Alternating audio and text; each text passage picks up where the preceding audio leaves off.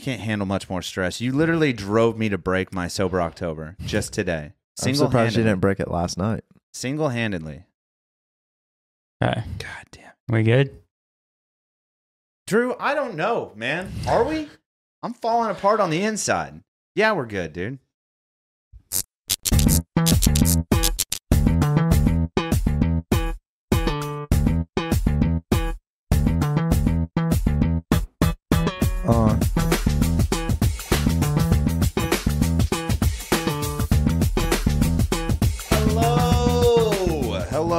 Hello, everyone, and welcome to another Dealers Dropping That Big Daddy Drip While Dosing Dudes with Dime Piece Dress Shirts.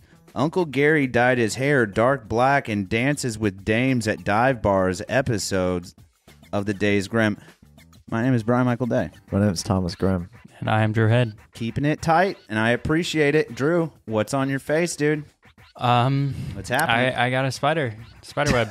I went to a pumpkin patch with my girlfriend, and we got our faces painted. I have a spider that size in one of my windows downstairs. It's not from last week's episode when he passed out. We did not tattoo a spider. Oh, yeah, dude. Also, if you have no idea what we're talking about, reference back to, God bless you, episode 150, I think. No. 148, and watch Drew completely interrupt our interview and then pass out. It's pretty sick. Yeah. Whoops. Yeah, it's okay, Drew. It's okay. We've all been there. I like how at the end... Yeah, one of us has been there. Me. I've done it multiple times. I like how at the very end we were like, no, don't worry, we won't tell anybody. And then afterwards, we were all talking about it, and we're like, we're leaving that in for YouTube, right? Yeah, put like, it in. Yeah. So you'll get to see that. That's nice. You guys are doing okay today? Yeah, not bad. Tom, can you do me a favor since you've got me fucking on edge? You made me break sober October. Can you hit him with that intro? Yeah, joining us this week in the Thedaysgrimm studio is Collin Holzmeyer. Did I say that right? Yep, Mazel tov. Yep. How are you, sir? I'm doing great. How you guys doing? Doing mediocre, you know. Hey, Living. at least we didn't drive 3.5 hours to be on the Thedaysgrimm like you did today. Yeah, it was a heck of a drive. Yeah, you're the first Canadian we've had on, man. That's fucking wild, man. So what's it like up there? Very cold right now. Yeah. Very cold up there. I mean, it's not the warmest. I'd be there. What's the town that you're from? I'm from Princeton. Princeton. From Princeton. What comes from there? Cornfields. You guys got Toyota up there, don't We you? do have Toyota. Okay. You got TMMI, Yep. TMMI, and some other... Viewtech. Viewtech. Yep. Viewtech, Indiana. Dude, if I hear that fucking commercial one more time, I'm fucking... Which is funny because Toyota and Viewtech are both Asian-owned companies, and it's like the most like America-sounding little bit. It You know is, what I dude. mean? It's like a Bon Jovi song. There's like a guitar solo. Wow, wow. Build your career in a family atmosphere. Like, dude, fucking stop. We get it. You guys are hard on the family thing, you know? Like, Dude, shit. Viewtech goes fucking hard, right? Yeah. Did you ever work there? No, I did not. My Dude. brother works at Toyota, though. Oh, So, fuck. God branches bless out. his soul, dude. So you Yeah. grew up, though, like on a farm, right? yeah. Well, not on a farm exactly, but around me, yes. Okay. Around me, yes. Dude, I feel like if you grow up in Indiana, there's a farm around you somewhere. Yeah, most that's likely. yeah. Yeah. I feel like that's safe to say. That's like you would have an 85% secession rate if you were like, you're from Indiana? Do you grow up near a farm? 85% of the time, it's going to be yes. Yeah, probably. The three biggest cities in Indiana are Evansville, Terre Haute, Indianapolis. Combined, No, you got that wrong. no, No. not in that order. No, it's No, Indy, and then Evansville's the second biggest. Evansville's the third biggest. There's Gary. Oh, sorry, Gary. Terre Haute's not even included. Sorry, Terre Haute's a shit. Sorry. Well, fuck Terre Haute. Fuck Terre Haute, yeah. That place sucks. Raccoon Lake, suck it, dude. No, but yeah. So it's Gary, Indianapolis, and Evansville, and combined between those cities, we don't have the same population as St. Louis. Like, it's fucking silly. Yeah. It's silly. So Just a fun fact for everybody. Sorry, I'm done with my rant. Indiana sucks. No, I'm joking. So what was it like growing up in Princeton? So for me, it was around sports and, basically just hang out with friends, drink beer. Oh yeah, dude. what Illegally. sports did you play? Basketball, well, it was basketball all 4 years and then football for 1 year. And then baseball 1 year, and then tennis for 2 years. I like that. yeah. Very, very diverse. Yeah. You're like an equal opportunist Yeah. in the athletic. I mean, you got to try them all out, you know? Were you just not good at any of them? Were you good at one, and then, you know what I mean? I would say I was an athlete, but coming from a different sport to another one that you'd never done your whole life, like football, it was kind of odd. What did you grow up doing as a kid? Did you play sports as a kid? Basketball. All that. So yeah. basketball is probably the one you were Yeah. better at. Yeah, I loved basketball. Is that the last one you played in high school or the first one? That was the first one. What got you into tennis? I feel like I know a lot of people in middle school that played tennis and basketball, but then like when they got to high school, they had to like pick. Well, tennis was kind of like a weird thing. My buddy started playing, and I went up the courts with him a couple times, and he was like, dude, you should come try this out. And I was like, all right, yeah, I'll go try it out a couple times. I could hit the ball, hitting the fence, you know, it wasn't even landing on the court. And then eventually started getting better, and I was like, well, we're going to stick with it. And I did, and I rolled with it ever since then, and I still play it today. It kicks my ass every time, but It's crazy a good, cardio. It's a good workout because you're jittering and juddering and stutter stepping and juking and I don't know what it is, and am I the only one? Someone correct me if this is not the case, but every time I step onto a tennis court with a racket in my hand and someone puts a ball in my direction, I want to Barry Bonds it out of there. I don't know why. I played a shitload of baseball as a kid. Oh, yeah. Every time a tennis ball comes at me, I'm just like, one little hit, and that goes in the trees, oh, man. dude, it's going to the next county over. You know what I And mean? you're still letting out that tennis groan too. Scream. Dude, Yeah. does nobody else think about that? Like, I don't always do it, but my instinctually, Your instinct is yeah, to wind up and just Yeah. lay that elbow back and crack in, dude. I don't know. I think you do that so many times, and then after going and getting it, you know, you Oh, just kind of slow down. I've lost a lot of tennis ball money. So what we like to do in the beginning of the show is we like to do like an elevator pitch for the folks that don't know who you are. So Collin, if you were to run into somebody and they were like, "Give me your elevator pitch on who you are," who are you? Who is Collin Holzmeyer? An outgoing guy. Dude, Very outgoing guy. there we go. Look at that. Simple and sweet. So, dude, honestly, the short and sweet ones are my favorite. And when I ask that question, I get a 20-minute response. I'm like, all right, so you do everything. I'm joking. You're like, yeah, I do a little underwater basket weaving. I drive NASCAR. I fucking water my neighbor's flowers. I fucking go, yeah. That's cool, man. So how outgoing? Like, what makes you outgoing? Do you think it was how you were raised? I'm just my parents are very into the community. My dad's a softball coach right now, has his own shop, and my mom is a teacher. She's been a teacher for I think 30 plus years right now. So it's very welcoming to the community whenever I go out there and help the people at whatever way, like go back to camps and stuff like that. Very Pablo Escobar of you, if you will. You know, he did a lot of community work. Yeah, a lot In of Colombia. burying money in people's backyards. Yeah, but the people loved him in Colombia. Well, yeah, You're like the Pablo Escobar of Princeton. You know what I'm saying? Minus all the. Yeah, might as well that. Or well, let's not assume. I don't know. I don't want to assume your lifestyle, but I'm gonna. Judging the field that you're going into, I feel like you're anti Pablo Escobarian. Pablo is dope, man. He had some fucking sick hair. So growing up in Princeton, man, outgoing dude, and that's your elevator pitch. I like that, and that can get you a really far way in this life. But after the elevator pitch, one thing we also like to do every episode is this little treat called the Death of the Week. Are you familiar? I'm not familiar. Okay, well, let me just go ahead and run you through this. It's not great, first off.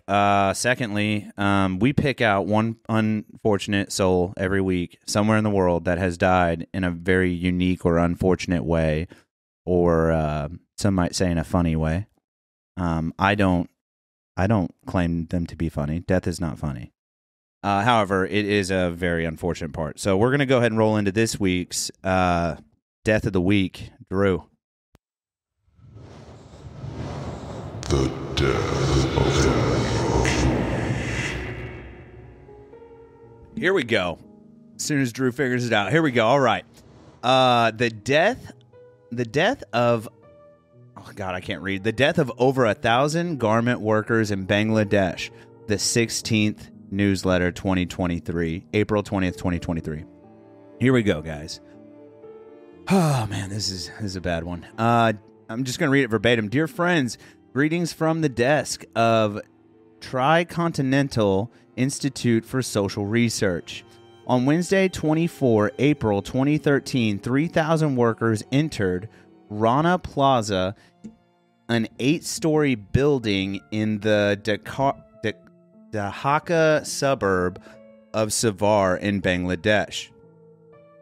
They produced garments for transnational commodity chain that stretches from the cotton fields of South Asia through Bangladesh's machines and workers and onto retail houses in the Western world. Garments for famous brands such as Benetton, Bon Marche, Prada, Gucci, Versace, and Zara are stitched here, as are the cheaper clothes that hang on the Walmart racks. The previous day, Bangladesh authorities had asked the owner, Sohail Rana, to evacuate the building due to structural problems. Quote, and this was his quote, Sohail. The building has minor damage. He goes on to say, there is nothing serious, end quote. But at 8:57 a.m. on 24 April, the building collapsed in the span of 2 minutes, killing at least 1,132 people and injuring over 2,500 more. The circumstances of the collapse were similar to the 1911 Triangle Shirtwaist Factory fire in New York City, where 146 people died. Tragically, a century later, garment workers are still subject to these garbage conditions, dude. Listen. What the fuck, Yeah, dude? this one's bad. This one's bad. No, this Asshole of the Year award goes to Sohail. Yeah, usually there's at least some part of it that's like kind of funny or like a unique way that someone did something stupid and that's how they died. No. These people were just trying to Work. get that fucking bag Yeah. for getting paid Yeah. cents on the hour. Oh, yeah. And A lot of them children. yeah, Probably. the garment industry in Bangladesh is fucking awful. Trash. It's sweaty. Dude, I tagged Bangladesh. Actually, this town, Dhaka or Dhaka or whatever, I tagged them in one of our TikToks the other day. Got a lot of good feedback on it. So I think they've recovered. Shout out to It's Dhaka. been like 6 months. He thinks they recovered. I mean, dude, think about that. That's what they say, 1,132 people died. Yeah, Dude, they're pushing, that's 9/11 numbers. and injuring 2,500 more. Yeah, dude, those are 9/11 numbers. You're getting you're tiptoeing. You're tiptoeing, dude. That's wild. I don't know, man. What do you think about that, Collin? Fucking terrible, right? Yeah, that's Jesus. some awful shit right there. Yeah, that's bad. So we can only hope that Sohail Rana, and I'm not bleeping his name either. It's fucking staying in there. Sohail Rana, you can only hope he was in the building.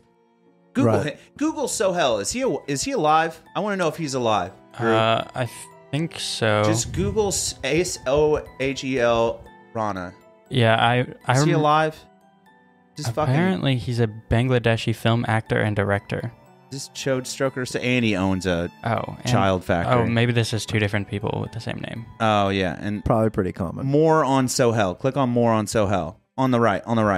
Yeah. Because it's going to tell us his birth and death.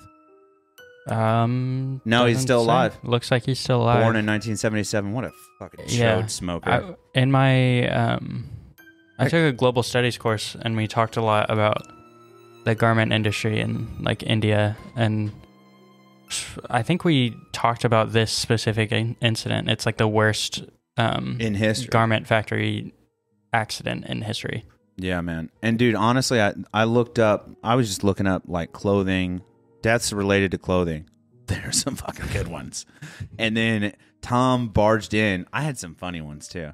And Tom barges in with this like, hey, you want to talk about that time that 3,000 people almost died? Here we go. And I was like, yeah, sure, Tom. We'll fucking read Big this numbers. one. Yeah. So, fucking Sohail, I hope you get incontinence and I hope your fucking dick stops working. That's where I'm at on this. That's this week's Death of the Week. Sohail's an asshole. Brought to you by Thedaysgrimm.com. Dip the tip in, get some merch, and support our fucking nicotine and alcohol habits. So, Collin, what was it like deciding to move away from home to go to like a bigger college? Extremely stressful, to be honest with you. I mean, It wasn't at first, to be honest with you, because I was always an outgoing guy, going out to like do the stuff with my friends and sports and all that. I was never home. So like going out in that aspect was not that big of a deal to me. The big deal was going away from parents because, that's it's like your support system. Yeah. So, I'm not coming back home after this year. So, I've been there for 4 years. It's easy going by now. So, yeah, I mean. So you're not going back home? Is that what you said? Yeah, I'm not coming back here. I'm going to stay up in Lafayette after school year. Okay. Is that where Purdue's at? Yep. Yeah. I don't know. Well, we were talking before the show. I've never been there. I wouldn't say a lot of people go there, to be honest with you. I've been around Gary. That's a dicey Yeah, spot. so if you're going to Where's Gary, Lafayette? if you're going to Gary, you should stop in Lafayette first, I don't think that's. or on the way out. I don't think I was prepared. I went to Chicago for Guns N' Roses, and they played at the Wrigley Field during COVID times. But yeah, it was sick, dude. You've been to Chicago and flicked the bean? Yeah. Dude, I told you about my bean experience. We were getting ready to go after the show the next day, and then they were like, "Oh yeah, the bean is shut down. Somebody got shot and killed on the bean. Holy like there was, fuck. they had to. Yeah, it was bad. That's At least they cleaned it. I assume. It's a giant mirror. They have to. They're Yeah. not just gonna leave the remnants of a I can't imagine it gets cleaned very often, and people go up there and like lick that thing. It's which is so foul. gross. And look, where does COVID come from? You fucking. That's where. Stop licking doorknobs, you fucking idiot. So what was it Jesus. like though when you get on campus and it's like thousands of people? very freaking like exhausting, to be honest with you. And I just think there's some dumb kids out there, to be honest with you. After going from a small town, you know everybody and you know the way they act, and you're kind of like, it's kind of a norm. But then you go up there and you see kids do dumb things, and you're like, why would you even think about that? Those are the kids that think they're invincible. Well, common sense is a big thing too. So in small towns, you have to almost adapt and learn common sense. Like you learn painfully early, Yeah. as opposed to larger cities and kids that grow up in whatever metropolitan areas. Maybe they don't learn as quickly and as painfully, so they're not subject to as much common sense. I've noticed that because I went to a pretty small school in Jasper for most of my life. And then my senior year of high school, I transferred down to Evansville. Some of those kids were just the dumbest motherfuckers I've ever met. Dude. Like, which that sounds so mean, but it's true. No, it's so I true. don't know how you made it this far. Yeah, look at Tom, prime example, dude. Jesus Christ. Grew up in the system, you know what I'm saying? Poor bastard. I barely had a chance on the county line. Fuck. I was in the danger zone. I'm serious. Yeah. So what was it like first time like going to Harry's or whatever? Oh, dude. What is Harry's? Harry's is like, it used to be a chocolate. Well, before Prohibition, it was a bar, and then Prohibition happened, so it became a chocolate shop that still served alcohol under the table, and then now it's a bar. Oh, I like that. In my opinion, it's like one of the greatest bars out there. And I think that because like you look all the history behind it, and that's what's like shocking to me. Most of these bars, I mean, they're coming and going, so you don't really see them that much. But I like Harry's a lot. My first time going there was on my 21st, and I was like, holy cow, this place, they spike the fuck out of your drinks. Like, Oh, yeah, dude. like- It's I like like 3 that. stories big. Yeah. You like walk in knowing that the bartender is about to feed you. Oh, have you been in the piano room at Cactus? Yes, I have been there. Yeah. I think Evansville needs a piano bar room so bad. Dude, who were we talking to about that? We were talking to somebody that does blues or jazz. Was that I not feel on like the podcast? there I is feel a- like there it is a- might have been Jeremiah or something. There is talking about Amy. apparently a new bar here in town that's like 25 and up. And it's a 7 jazz Mile. bar. 7 Mile. I know the owner of that joint too. But Harry's is like this big college open. It'd be like Timeout, right? But then Yeah. like if Timeout where the pool tables were was all glassed off and there was just a dude in there playing piano. God, fuck. And there's like a line like all that the way line goes for across. miles, man. Yeah. That Hell line yeah. goes for miles. But that's why you need more of those places, man. So like, I don't know, dude. I just feel like blues and jazz, like that. Well, not so much blues, but jazz, dude. Like it's highly underrated. Highly underrated. Like it's still one of the champions of music, dude. Like when you go to a high school musical room, like what is that teacher teaching the kids? A lot of the times it's jazz. We need a jazz bar. I'm with you on this. We need a piano/jazz bar, somewhere where you can just go and have a bourbon or a gin, you know? Yeah. Just sit and chill, dude. We don't have enough of them. Did you go to Purdue with a major already in mind, or did you? Did we say your major? No. Yeah, what's your major? Criminal justice. Bad time to be a cop. Bad time to be a cop. Bad time to be a cop. But, you know. You're not. That's good. You're not a poor bastard and stepped on Henry Floyd's neck. Yeah, I think he was. He was man. The guy. There was one. Either way, it's a bad time to be a cop. Yeah. You're a brave soul. God bless you. So you already had that, like, that's what you wanted to do? Yeah. Yeah. I mean, actually, I would say 50-50. I grew up wanting to be a physical therapist, and I looked at the schooling, and I was like, hell no. Because my sister, she's a doctor right now, and I couldn't do what she did. So it's tough. I was like, you know what? I'm going to go into research, sat in class. You know, I was in high school. I was like, I'm about to graduate. What the fuck am I going to do? So then I went to some research on that and figured it out. Did you do any ride-alongs? Yeah, all the time. In your hometown? Over in Lafayette. You see anything cool? Oh. Fuck yeah, you saw some cool shit in Lafayette. Yeah, you got Chicago and you got Indy and all Is them. that guy running around in a bikini with no? Is his dick hanging out? Like what's? God damn it! Fucking light him up. You know, you ever see anything cool? You got any cool stories? There was a couple times we just driving by and some guy just yanking his pecker on the bench next on the street. That happened to me in Chicago. Yeah. That's why I don't go to Chicago anymore. Yeah. I saw a dude jerking it on the train. Yep. I've told that story a dozen times on this show. And I assume You still see that here in Evansville, too. There's that guy laying in the grass on the side of the road on Green River, just yanking it. where? All the way down by like I want to timeout. see it. I'm like, where is it at? How much for tickets? It was down by timeout. Yeah. That's wild. Dude, we were talking to also somebody on the podcast in the last week about homeless people, and I was like, yeah, it's not bad. Oh, we were talking to, shout out to BTK, photography, not bind, torture, and kill, just for the record, guys. But BTK photography, we were talking about homeless people, and he was like, yeah, in LA. He grew up in LA, and he was like, they're real bad there. I just got used to it. And I was like, yeah, we only got like 12 of them here. And he was like, do you live in your own city? I was like, yeah, dude, I think I know my own city. And he was like, I was downtown. I counted 20, like on a block. Yeah, we've got. I didn't realize how bad quite it was. a few homeless people. Yeah, but shout out to the homeless community. I mean, they're not probably. Well, maybe they're going to hear this one day, but I don't know. Survivors. That's how I look at it. Survivors. So, like, what do classes look like for criminal justice? Is it just like a lot of learning the law? I feel like you got to get a new book every year for the new laws that go in and out. Yeah, it's more law, but there's also like a more sociology like theory behind it. Yeah. You know, you got to deal with all like the past, I would say historical ways they did stuff, and then they transformed it, you know, reformed that structure throughout the years and all that kind of stuff. It's just like how society functions and why people commit crimes. And like I'm in a criminology class right now, and I'm not doing well in it because it's online. But so respect to you, because Drew's like, laws? my major is sociology, and I have maybe a D in that. Oh man, that's confusing. Yikes, That's dude. confusing. And that is who runs this show. Is that a lot of Shut story? No, I'm joking. You think is it like a lot of story problems?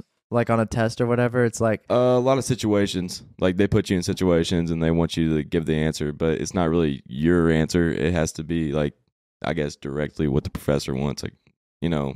Yeah, you're like learning names of different like diseases as in like mental, because I've taken a sociology, a psychology, an ethics class, and I've taken another class that had to do with like mental disorder. I can't remember what it was at the time, but like it was like based around concussions and shit. But yeah, you're learning like what is psychopathy, right? You know what I mean? How do you define psychopathy? How do you define sociopathy? And like, what's the difference? And like these different, right? Yeah. So if you're put in a situation like, hey, this guy's really brave and bold and he dresses well, but you go to his home and he's got like OCD, and you're like, now is that sociopathy? Is he a serial killer, or is he your Uncle Greg? You know what I mean? And you have to like solve the riddle or what. It's kind of like that. It's weird. I fucking hate sociology and psychology. So seriously, hats off to you. Are you doing good in those classes? Oh yeah. I mean, after your first year, it kind of comes like self-explanatory of like what you're expected. Okay. Did COVID throw a wrench in your college? Oh yeah, I did. I mean, you couldn't really go play sports. You couldn't go out and actually Purdue had a limit on how many people you could have in your dorm at the time. So you're limited to 2 people in your dorm at that time, and it was pretty bullshit. But that's a real bummer. Yeah. Now Purdue's a public school, right? Yeah. Okay. Yeah. All right. Not like that Notre Dame school. Oh my gosh. Fucking Catholics, dude. They whooped ass last night, though. Yeah, they did. Anyways, what I was gonna ask before you started so you decided that like PT and like the medical field because your sister was doing it, and you're like, yeah, I want to get into that, and you were like, nah, it's too hard, which I agree, it is very hard. Yeah. What teetered you to pulling the trigger on criminology / like this weird psychology law direction? What, like, as an 18-year-old pushed you in that direction, or 19-year-old or whatever? It was more of, you can't deny something that you want to do until you go try it. And I didn't know what law enforcement was or what it was about until I went to go try it. And I actually set up a ride-along with the chief of police of Princeton. And I tried it for one night. And I came back and I was like, yeah, I could do this for the rest of my life. Do you have family that's in law enforcement? No, I do not. So you'd be like the first. Yeah. So is that the end goal as far as Paulo's getting wild over here. So you'd be the first in your family being in law enforcement. That's crazy to me, because normally you find like other families that like, oh, I'm going to be a cop because my dad was a cop or my grandpa was a cop, But that's neat, man. And then so school's going well, and you're in your what? You're in year 3? 4. Year 4? 4, yep. Senior This year. is it. Damn, dude. This is it. Yeah, these are the years. Soak it in, dude. So you're what, 22? 21. 21? 21, 22 this year. Soak it in. Yep. It's fucking brutal from here on, dude. Doesn't Real get better. world. Yeah, it doesn't get Oh, better. No. that's very hopeful for us. Well, it is interesting though that you're getting out into the real world, but like this last like year and a half, basically since COVID, you mentioned that like you started these like side hustles or like new hobbies and like branching out. Do you think COVID forced you to like kind of look into those avenues? Yeah. My freshman year, I honestly, TikTok and all that, I didn't really get big into it until that freshman year hit. And I was like, wow. Like, social media was booming during those times. No one really had nothing to do. So Oh, yeah, dude. it was crazy. And then I just, went to TikTok, and then I was like, oh, well, let's get involved with, ambassador stuff, and started reaching out to companies and stuff like that. And they hit me up, Southern Bread. How does that work, though? So you reach out to them or they reach out to you? I reached out to them, and I was like, I've never done something like this. So can we wheel something in? And they started feeding me all this information. And I started doing more reading inside that. So I want to address the elephant in the room. Is being an ambassador a pyramid scheme? Go. Did you have to pay them anything? no, You don't? no. Okay, so you're not losing on this. That's No. good. I don't understand what ambassadors do. An ambassador is the same thing as like when we did that turf chopper commercial and we posted it. Oh, yeah. And like if anybody would have gone and used our link, we would have gotten a kickback on it. That's basically an ambassador. Oh, sick. Yeah, so you dude. like Or- make commission. Or they'll Yeah. send you like a box of hats and shirts or whatever, and you wear them out. Somebody's like, "Oh, that's dope. Where do I get it?" And you're like, "Hey, go to this website. Use my code." Oh, sick, dude. And then, so do you do that? Like, you have the code and stuff that, Yeah. like, so you, like, run into people and they're like, where'd you get that hoodie at? And you're like, I got it from these folks. Yep. Put in this and you'll save, like, what is it, 95% or something? Or how does that, I don't know how it works. It's Is it- like is it's it like 20%. Oh, that's not bad, dude. That's not bad at all. Oh, and I just jogged my memory. Did you let my dogs back inside, you savage? You didn't, did you? I don't think so. You're an asshole. We're going to have to take a timeout. Okay. All right. And we're back. All right. Sorry, Tom forgot to let my dogs back inside. So anyways, what were we talking about before Tom rudely interrupted our interview? Well, so are they the only company that you're Oh, a yeah. brand ambassador for? Yes, as of right now, I've reached out to a few that they're still giving me information. So So where did you already have like a good amount of views coming in before you reached out? yeah, I had I had 40K followers from that standpoint. So now I got 67, I believe. Oh, that's Yeah. tight, dude. Yeah. I think we have like 100, so we're doing pretty good too. No, it's great, man. I really appreciate all three of you guys that tune in every week, man. God bless you. You keep the lights on. So Absolutely. And whoever is keeping our website running, you guys are dope too. Hold on. But anyways, so being a brand ambassador, does that So what is that even like? What do you actually have to do? You know what I mean? Just post the material they give you. Like, or if you get like a sweatshirt from their site, wear it and post it and tag them in it. And Really? yeah, so they get, the acknowledgement. Okay. Damn, so is there like legal stuff involved too? No, not really. So you could like endorse another clothing company and they couldn't sue you or something if you did. Okay. No. Okay, I like that. What kind of content were you making to drive up your followers? Relatable. More like, not only what I'm going through, but, other people in this world. That's what I was shooting for. I never wanted to be about me. Like, because, you're not going to get much from that. Right. People don't know your thoughts. They don't know what people are thinking. So, it's just more about what the world knows. Okay. Like, give me an example. What's one of your favorite ones you ever did? It's all about, relationships now.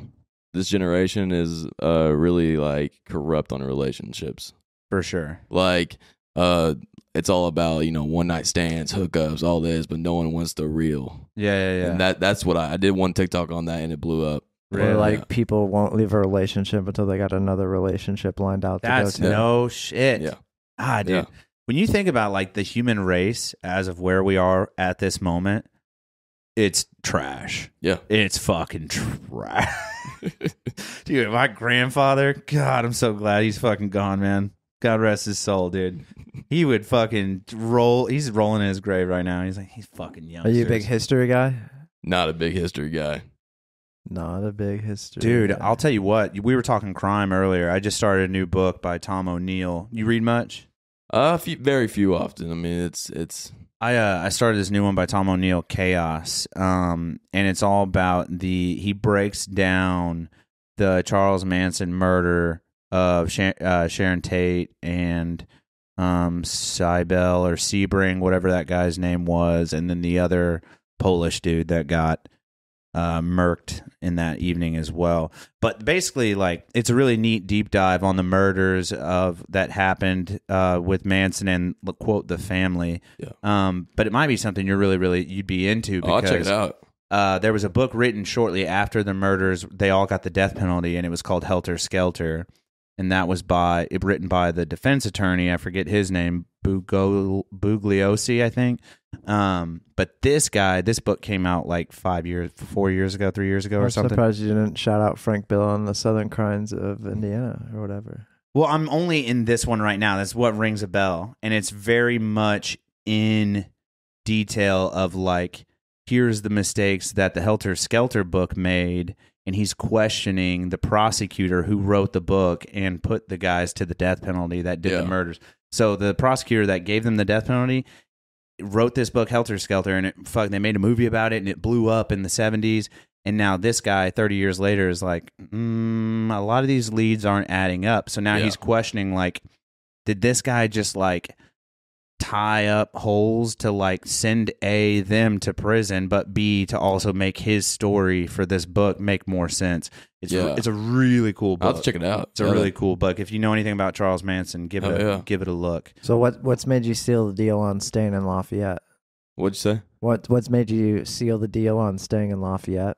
I like the way it's built. Like, it's very big, which I like a lot because I come from a small town, obviously, and it's there's not a lot of like opportunities, like fun stuff to go do, and I like it up there because it has a lot more to go, like travel and find all these cool things to go hiking or adventures and stuff like that. Like that's why I like. And it's like there's a lot of big cities that aren't that far away. No. Yeah, Lafayette. You're how far from like? Well, where is Lafayette? 45 minutes south of Chicago, 45 minutes north of Indy. Yep. Really? Yep. Yeah. It's like right in the middle. Damn, that's not bad. Yeah, it's not bad. That's not bad at all, dude. Do you ever dick around in Brown County over by IU? Not very often. Man, they got some cool spots over there, dude. I really, really like IU a lot. They've got a bar called Bluebird where like a bunch of notorious musicians play, and it's this huge bar like the size of Chasers, but all on one level. Same square footage, but one level. It's fucking huge. Next to Kilroy's? Yeah, across the street from Kilroy's. Yeah, I know what you're talking Bluebird about. is beautiful. It's got a lot of history, just like Frank's, or what'd you call it? Harry's. Harry's. Yep. And it's just a beautiful spot, and like a bunch of big name musicians come through there all the time. Corey Smith plays there all the time. I love Corey Smith. Just a bunch of good people come through there. And then Kilroy's is dope too. You mentioned that you were getting into some other like hobbies and side hustles and stuff. What are those? I'm trying to pursue a music career. Right now it's kind of hard because I'm in school, so I'm just going with the wind right now. I got a buddy that has his own studio and makes his own music on Apple Music, and right now I'm trying to feature in a song. I don't know how well it's going to work out, but I'm hoping it's enough to start me out. Someone's got to start from somewhere, you know. Right. You can't just start like... Do we want to shout this buddy out? What's his name? Zephin. Zephin? Like Zepfen? Zephan. So like Zephon. Yeah, is what it looks like. Yeah. Zephon. So what's the genre? Country? His genre is rap. So we're gonna try to combine rap and country together. You got that deep country sound and voice. I like that, dude. So I also think have you tried like any voiceover stuff? Like, I mean, are you using your voice to voice over the TikToks or whatever? Or? I've been trying to like sing covers for songs and stuff like that. I'm working with the guitar right now, trying to get that going as well. Okay, that was gonna be my next question. Is like, what do you know about music as of right now? As of right now, a lot more than I did, and that's a very like, you know, simple answer. So but. like, I mean, do you know how to like? Can you like sing to a note? Like, can you sing to a note? Like, can you hear like Josh Turner hit a note and then be like, oh yeah. I can get close. His songs especially, yeah, because you got that deeper, lower voice. I'm trying to think who else would be good for you, but Josh Turner's a good one. And then, because like I play music, I'm not very good, but I've listened to enough octaves and keys that I can like imagine where someone should be. And like Johnny Cash probably, he has a weird rhythm, so you don't want to fuck with him. Jamie Johnson, that's another one. Yep. Yeah, Jamie Johnson's a good one. But yeah, it's interesting. So did you just get into like music from just like, oh, I can sound like this guy, basically? Well, I started going live on TikTok, and I started singing, and I was like, all right, well, this actually sounds like very like familiar to Josh Turner. And I was like, what if I just started singing his songs? And then I started singing them, and it's got more like, you know, proactive to it. And I was like, oh, wow. Are you just playing the music in the background and then singing over it, basically? Yeah. Really? Yeah. It's interesting, dude. So like at-home karaoke. Fuck with. Do you ever do karaoke? Yeah, all the time. Do you know how serious they take karaoke in the Philippines?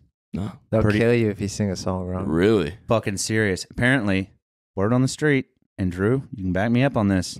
Frank Sinatra's My Way. Multiple people have died over in the Philippines. No shit. They fucking kill each other. I gotta Google that now. Yeah, we did it on the Death of the Week.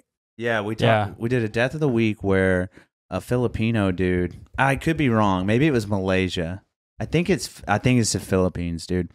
They take their karaoke is like our NFL. Like they do not fuck around. There's a Wikipedia page for it called My Way Killings. Dude, I'm not fucking kidding, The dude. My Way Killings are a social phenomenon in the Philippines referring to a number of fatal disputes which arose due to singing the song My Way. By Frank fucking Sinatra. Damn, what a banger, dude. Have you ever heard that song? Yeah.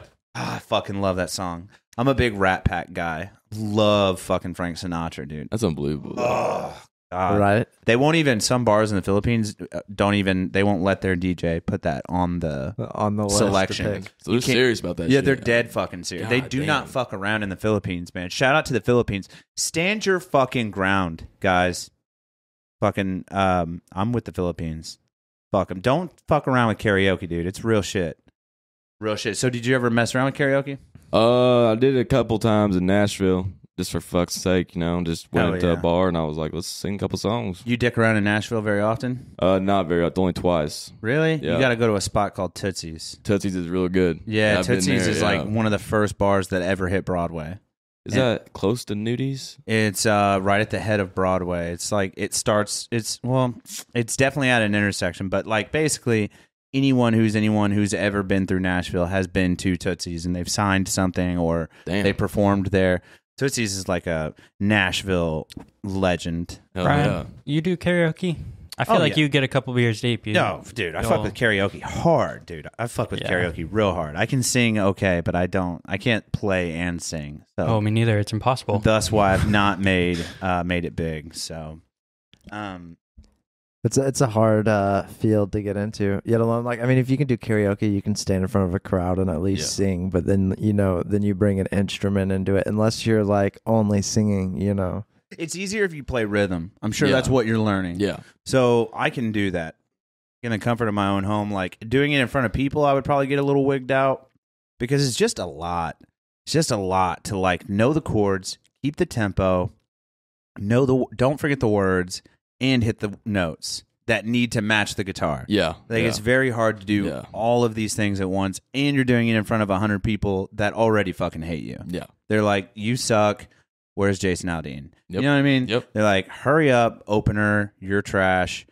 I hope I don't see your car because I'm going to burn it to the ground. You know what I mean? Yeah, and you're just doing your best. 100%. You're just trying to be Christian and just do the best you can, and it's not working. They want the big timers, man. Yeah, it's hard, man. It's hard. It's a hard talent to have. So hats off to, dude, shout out to Kenna Elpers, too, because she's playing and singing country music. Do you know Kenna Elpers? I didn't know Kenna. Yeah, dude, she was on just a little bit ago, episode 138, I believe. What do you think the fact that you're young helps you with social media? So like, I mean, like I would say like TikTok probably gave you your big boost. Yeah, well, obviously not Instagram. I mean, I didn't have that many followers on Instagram, but I started making those TikToks, and I was like, I'm only at like 5K right now. That's not that big. Because you see people that have millions, and I'm like, I'm not going to get that way.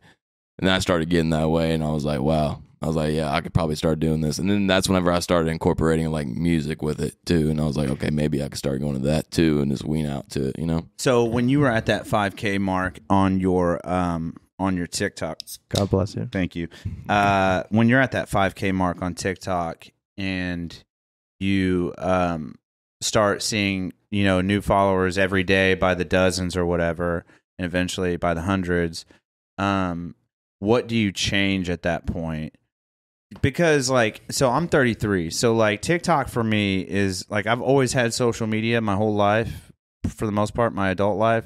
But like Boomerangs started kind of doing it, and like, what was the green app? Vine. Vine kind of started it, but this real quick, like the degradation in our attention span, social media, that shit started when I was in my late 20s, like mid to late 20s, and I wasn't exposed to that like you have been. Yeah. Like since you've been like an adult, basically, like a young adult, like 14 years old, you've had some form of like hurry up, swipe, hurry up, swipe, hurry up, swipe, hurry up, swipe. Yep. So like, how do you get better at that material? So what did you change at like when you had 5,000 followers to go to now, like you said, 50 or 60,000? I think it's all about the film.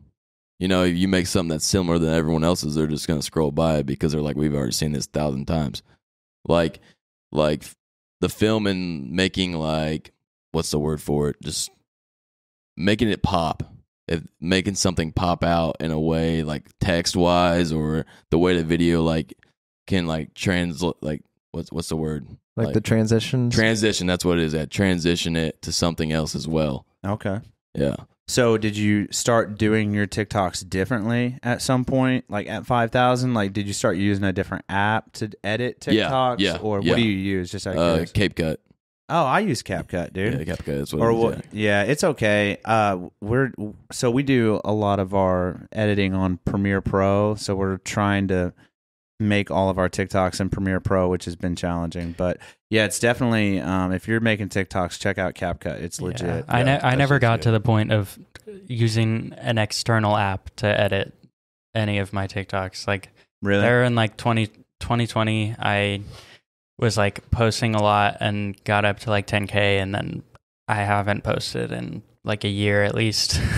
Damn. So what was it like when because I don't know, so like YouTube, you have to hit a certain range to get monetized. Facebook now you can get monetized, but you have to be at a certain X values, you got to hit or whatever. What's like on TikTok when you start seeing just even if it's like chump change or whatever, but like when it starts rolling in for you? There was one incident where I did see like big money come in, and that's whenever I didn't really know what to do because I was like, that's my first time it happened.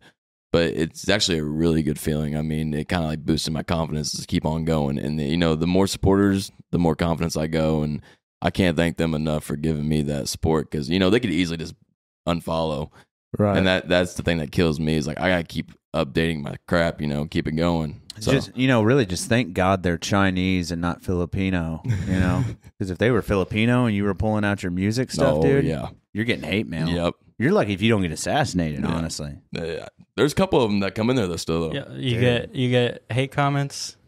Oh, you get haters?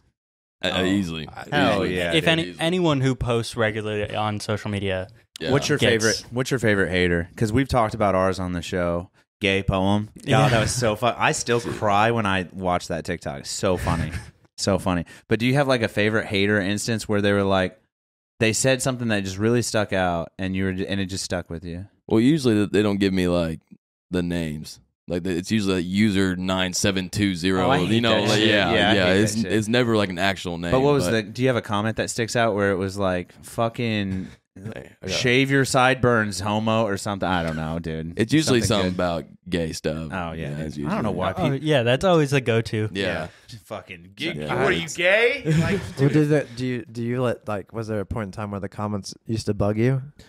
Yeah, but now not anymore because they make moderator and stuff like that you can put in your lives and they keep those motherfuckers out. So hell yeah, I stank pussy mofos. There was a specific comment I got one time. I'm looking for it. On what? On TikTok? Yeah, I think it was like it's the best. I got one that said I look like Kirk Cameron had a baby with a number 2 pencil, which I don't understand what that means. I got told I look like Chucky without blue eyes once. The internet trolls, man. They're real, dude. I wonder, what is it about that? I wish I could make a career off trolling. I would do it a lot more. We need to find out a way to monetize trolling because there's not enough of it happening, just so we're clear. You know what I mean? Like, yeah, I mean, you get bullied in school, and now you can't do that anymore. So you got to get bullied on. Bullying is essential to an extent. 100%. Yeah, so long as no one's killing themselves over it. You know what I'm saying? Right. But dude, we had one that was like this. It was a really short clip, and the comment was on YouTube Shorts, I think. But the comment was, I thought it was a hilarious clip, and we got a lot of likes on it. Like we got like 3 likes on it, so it was doing really well. And this, we had like 6 comments, and this asshole in the comments was like, "This is why the aliens don't talk to us." And I was like, "You son of a bitch!" But also, thank you for that comment because people are going with the algorithm. Yeah, people are gonna read that and be like, "Well, let's see what's going on with these." Most hate comments that I see, like on the Thedaysgrimm stuff. It's probably something about Theo Von. Yeah. It's like saying... They said you look like Theo Von. Yeah, someone said that I look like Theo Theo Von. They say you look like Theo Von. He acts like Theo Von. He acts like Theo Von. Yeah. I've had to tone it down because I'd fucking Needless get a to say, spicy. Theo Von, come on the Thedaysgrimm podcast when we're you writing, come to town. Yeah, we're writing your PR team. As well as Shane Gillis, too. We're writing his PR team, too.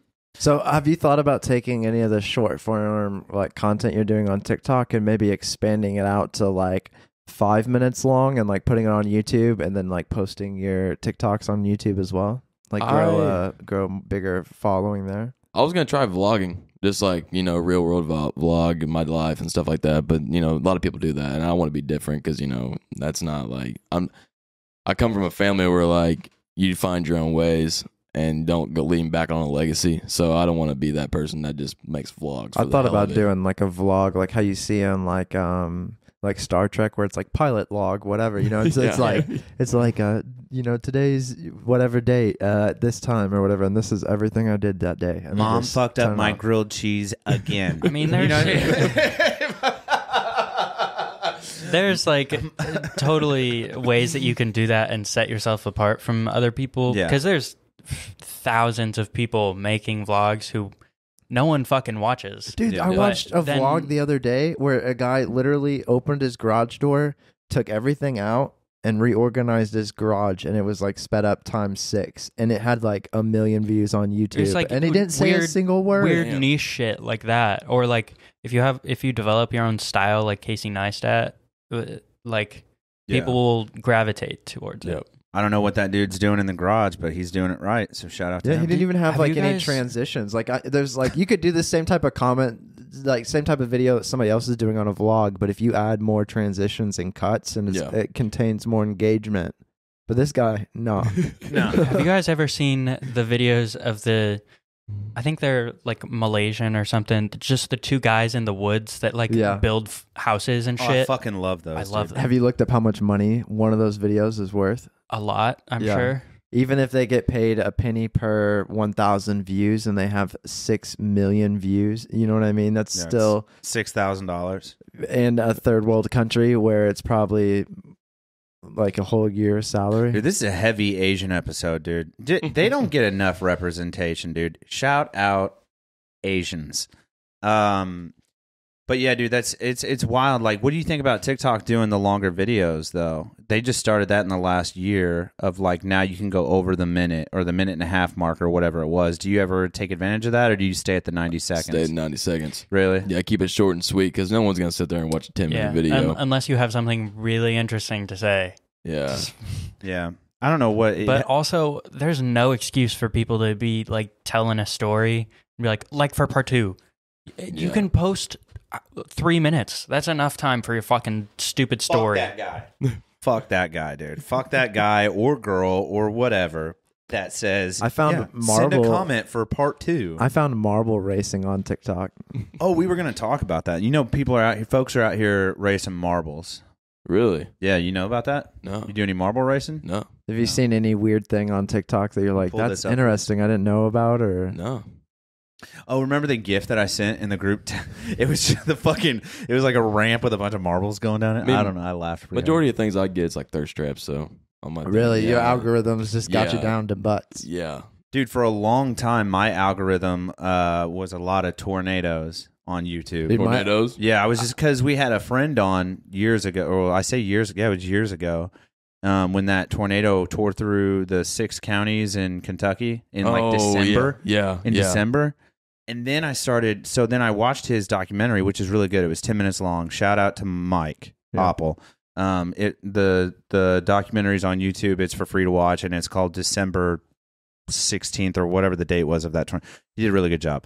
But then I watched that all the way through, and the next suggested video was like a comedian, because I watch a lot of comedians, and it was a comedian talking about tornadoes. No shit. So then I watched that, and then after that, it was like a combination of like politicians and tornadoes for like the next, like they just immediately lumped me in. So for like a month and a half, it was like right-wing tornado shit. I feel like YouTube.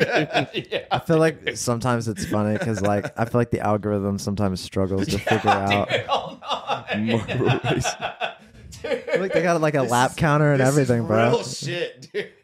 I would bet on this. Would No you shot. gamble on this? I would gamble on this. Oh my God, hold on. I'm not even a gambler. They and I would- set up like a marble spectator stand. Yeah, up yeah, here. yeah. DraftKings. Yeah, dude. Look at that. They got stands for marbles.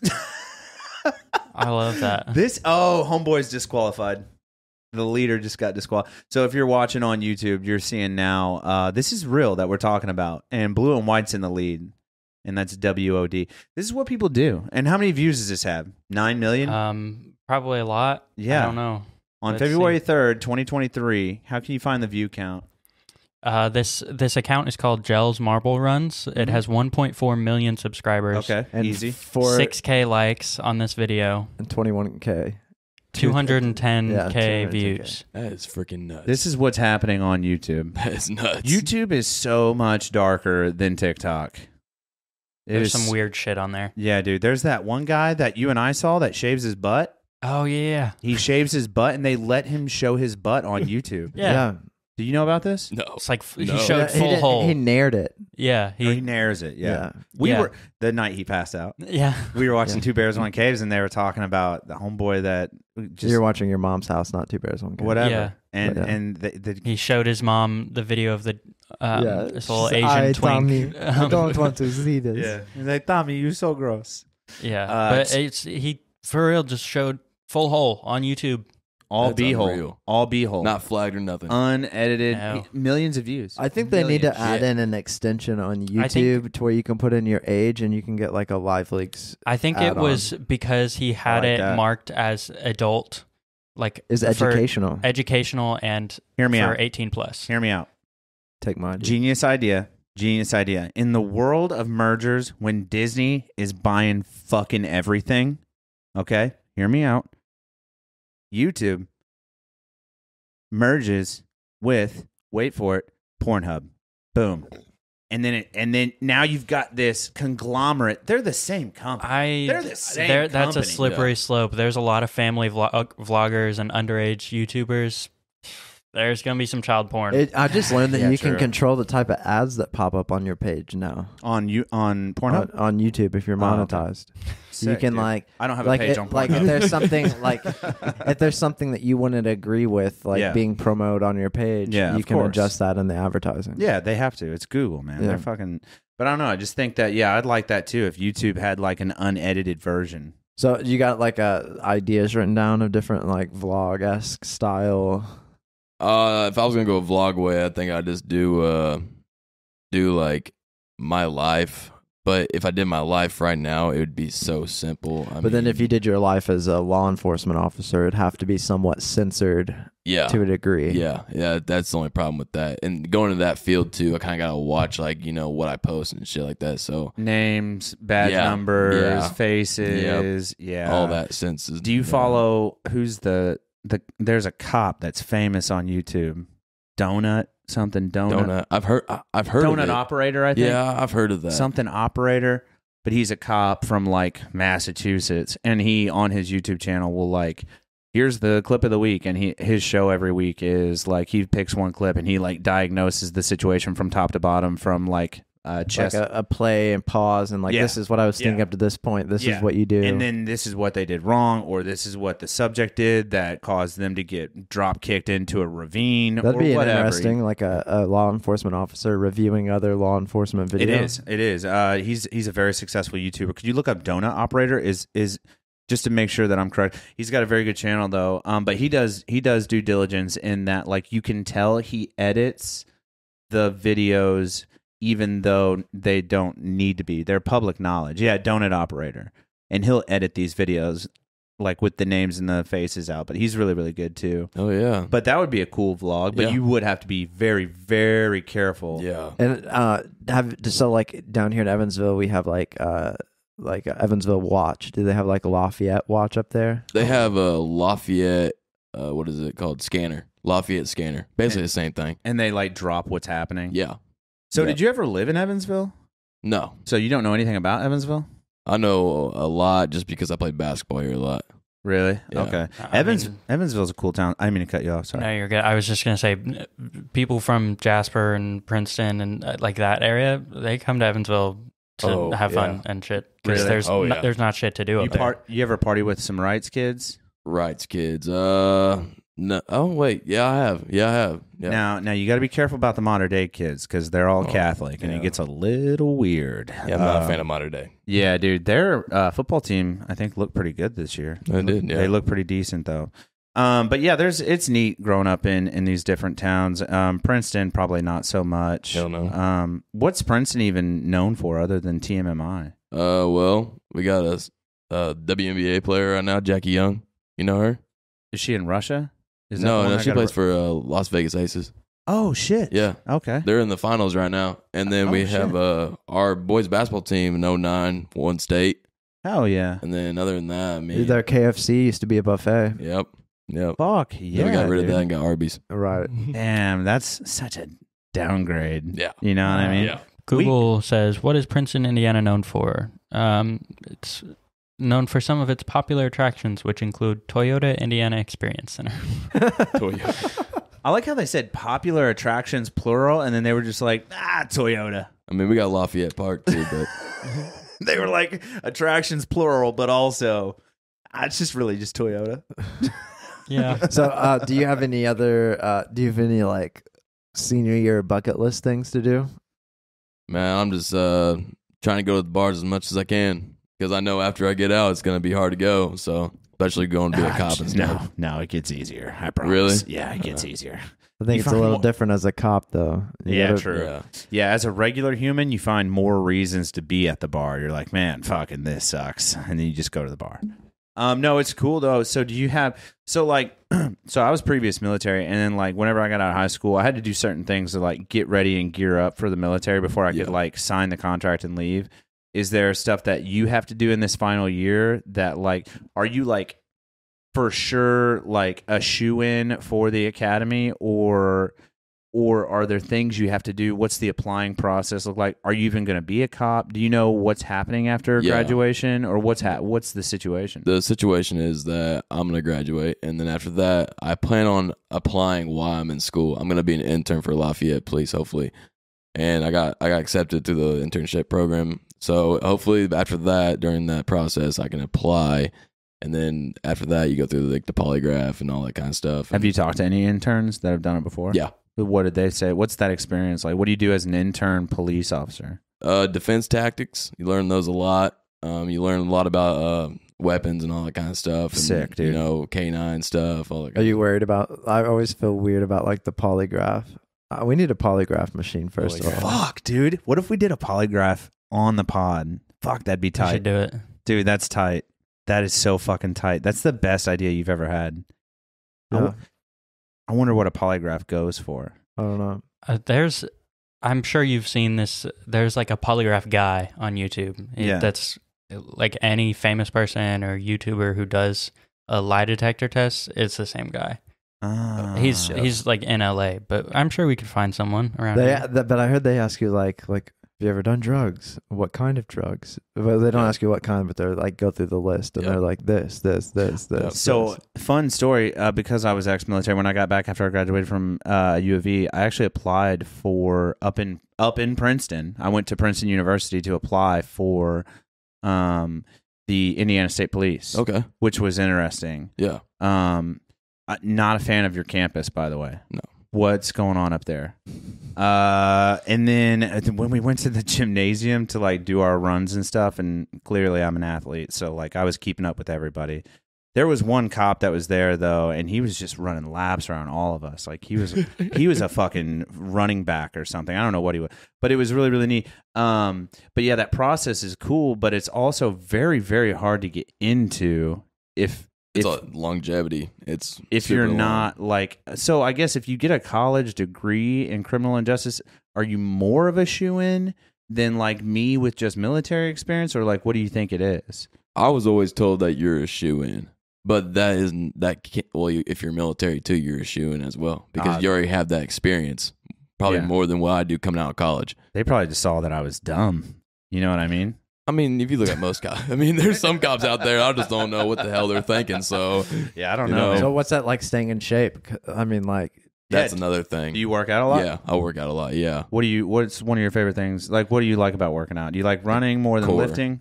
Core stuff? All core build. Hell yeah, dude. Yeah, because I don't like, I don't want to be jacked. I've never wanted like to be that guy that's just like veins out and shit. Yeah. I want to be, maintained there, and yeah. as long as I'm able to run, miles, that's fine. But what's the longest run you think you've done in the last year?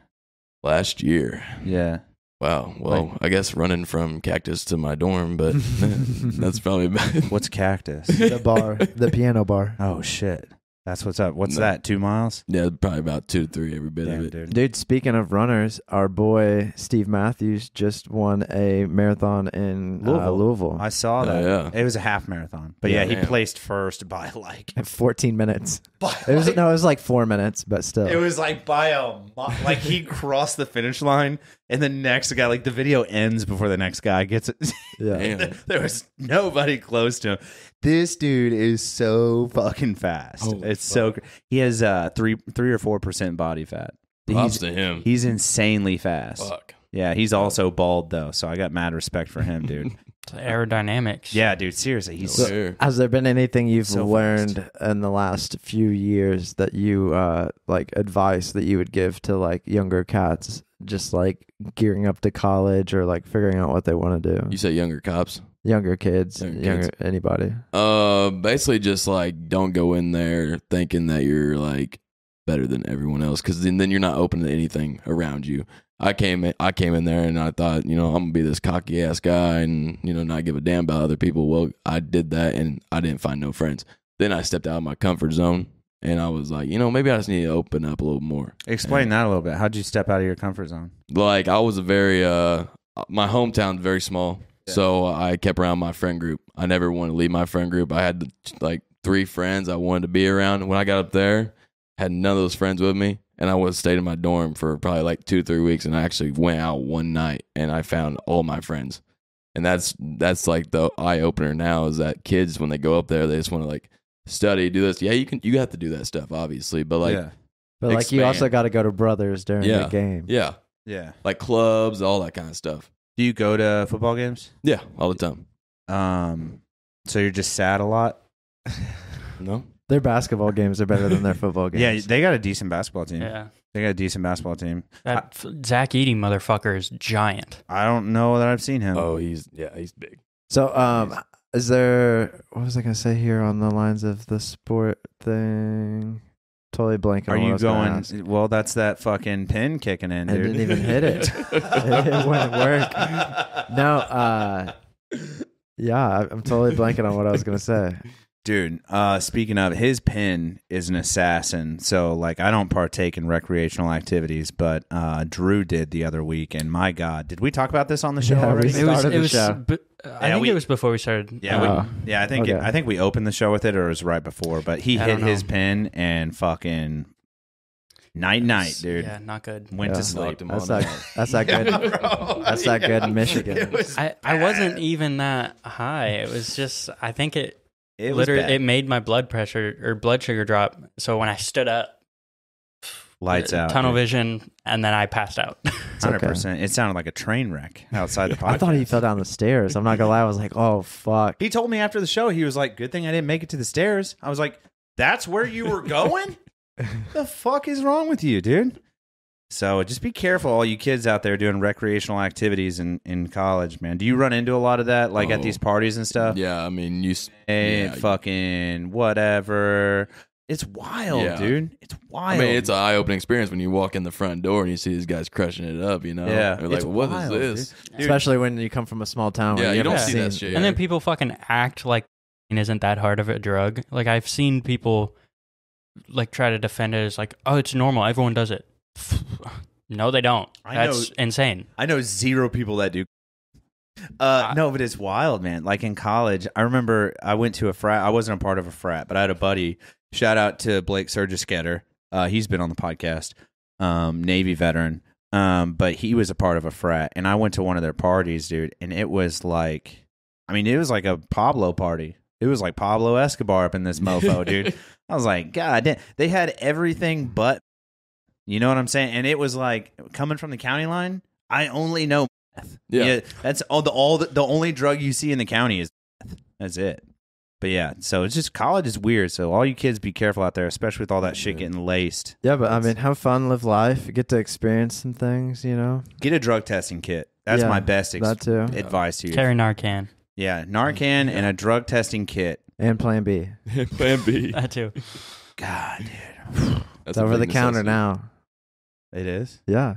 Damn. Dude, I remember when I was like 17 and I had to buy a Plan B and I had to buy an eighth of, and then I was like, hey, I'll give you an extra $20 if you go in here and buy me a Plan B. You're a terrible person. You're a terrible person. Now you can just get it, Selling it to 14-year-olds. Hey, if they need it, they need it. Hey, it's only a quarter in vending machines at Purdue. Wow. Are you serious? Yeah. That's a market right there. Yeah. Buy them for a quarter and resell in Evansville. Damn, that is. I might be making some trips. You want to make a trip to Lafayette, dude? Right. So what's one of the big things coming to Evansville? Like, Evansville's a good sized town. I think there's like 200,000 people that live here or something. Yeah.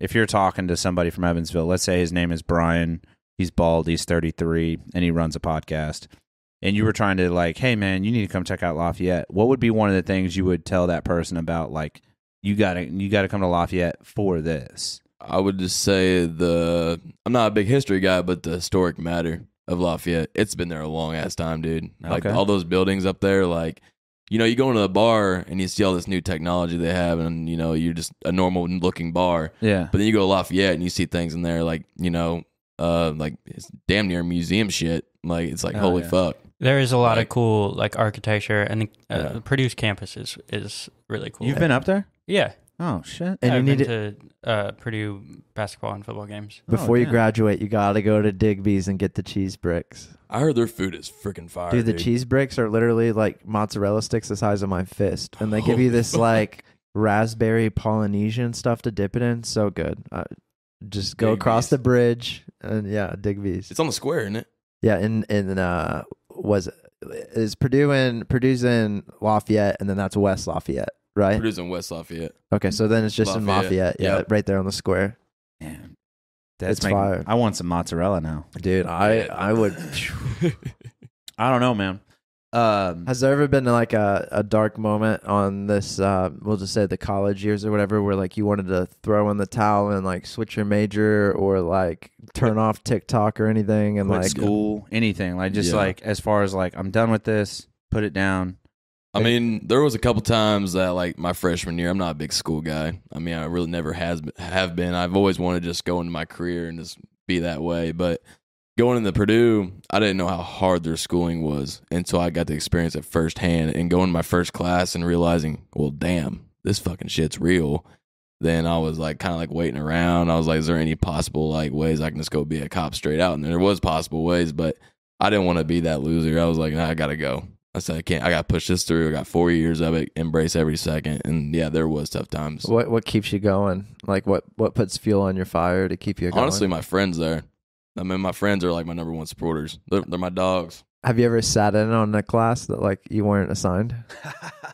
I've almost did that. I have a buddy that did that, and he said it was the boringest shit ever. So Really? he will never do that again. I think it depends on like what it is. Like I was dating a girl at Purdue, and like I would do photography, so I was showing her for some photography stuff, and she was a graphic designer, and I'd go up there and I'd like stay in her dorm or whatever. But then like she'd go to a class or two, and I'm like just sitting at her dorm bored, and I'm like, I'm gonna go to your next class with you. And you're right, it is boring It's as boring, fuck. yeah. Like even if you're interested in like the topic, because you're not just- engaged as you yeah. think you are. You know, Well, it's like what are you gonna raise your hand, and then like the professor's gonna be like, who the fuck are you? right. You know, like clay art forming. Drew, help me out here. Claymation? No, Claymation? it's like where they make bowls and stuff. Tunnels, like Ceramics? Yeah. So I sit in this art class at a friend of mine is there, and they were like, "You should come check it out. They've got some dope shit, and we're working on this week, and we're going to talk about this." And I was like, "I'll just check it out," because I had like an hour before my next class. I was like, "Yeah, it's in my gap. I'll check it out." I'll sit literally in there 10 minutes. Let me tell you what happens. Literally, as soon as I walk in, the first thing I see on the professor is like in this auditorium room is this ceramic piece. I can only describe to you, it looks like a penis. I was in and out. I was like in and out. 5 minutes max. Like I made it to my chair with next to my friend. And I was like, dude, Brian's the guy that would be in like that was like the start to the class. Like they were gonna talk about this ceramic fucking dick Right. for 20 minutes. I was like, dude, Brian would be in like Gotta ancient go. arts, and just like they would show like the statue of David, and he would just talk about David's tiny dick the whole time or something. yeah, dude, look at his pecker. Nah, dude. No, So, what did we already say? Like, what advice you would give to anybody out there? Yeah. Yeah. oh yeah, you did cover that. And your best advice was what again?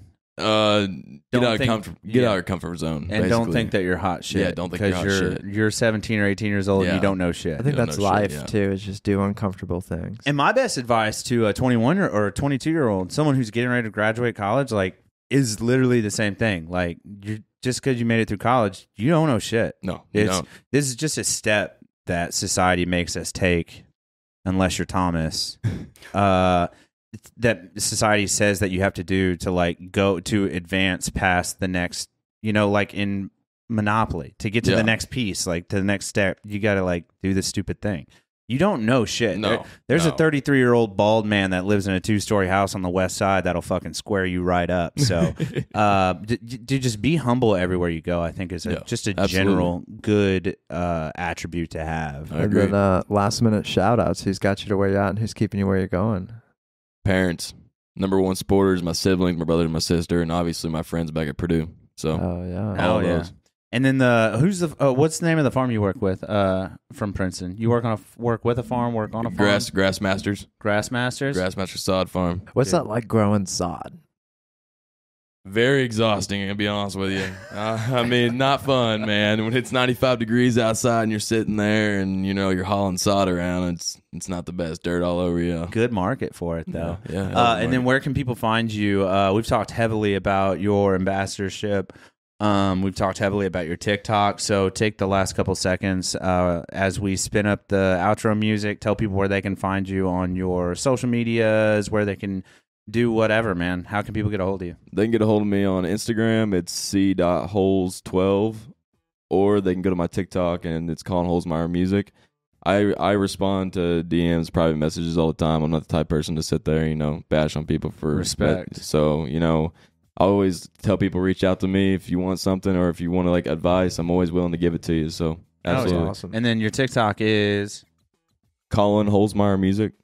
Okay. And then do you have anything else you want to plug? Is there any Southern Bread? What is it? SouthernBreadClothing.com? SouthernBreadClothing.com. And then that'll get you to the spot where and we got it pulled up on screen here. That'll get you to the spot where you can put in the promo code and get whatever percentage off that they're offering at the time. Which is Collin 15, Collin 15. right? Yeah. Collin 15 to get 10% off is what the IG says, but that changes obviously in and out. So check in with our guy here, DM him, hit him up. And also check out southernbreadclothing.com. And dude, so you could have done anything for the last couple hours. I really appreciate you stopping in. I appreciate the long drive. Yeah, seriously, that's a long haul, dude. It's a pleasure. But this has been another thrilling episode of The Thedaysgrimm. My name is Brian Michael Day. My name is Thomas. And I'm Drew. And this has been none other than Collin Holzmeyer. I didn't want to say it wrong. I had to go slow. Thank you so much, Collin. I greatly appreciate you. Thank you. Spin it, Daddy.